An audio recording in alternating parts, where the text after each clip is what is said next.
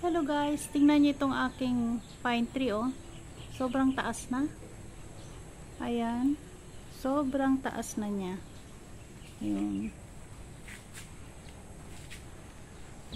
Ito guys, share ko lang itong aking mga nabili na carnation. Ito, ang ganda ng kulay oh. Tingnan niyo.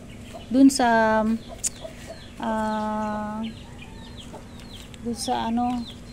doon ko nabili sa tawag dito, ito pang isa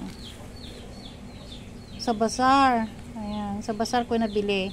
Alam mo, bigay niya ito sa akin 75, bali sabi ko 200 na lang ang tatlo. Ayun, binigay naman. Ayun, diba? Mga plantita talagang tatawad na tatawad talaga yan para para makamura. Tapos ito, padadamihin na lang natin niya. Madali naman daw siya dumami, sabi niya. At gusto ng init. Ito naman yung ating, airplant Tillandsia. Tillandsia, pero ito, hindi ito siya air. Ground Tillandsia, yan siya. Yan, teka, titingnan natin yung air. Ito yung ating air plants. Ayan, ito yung ating air plants.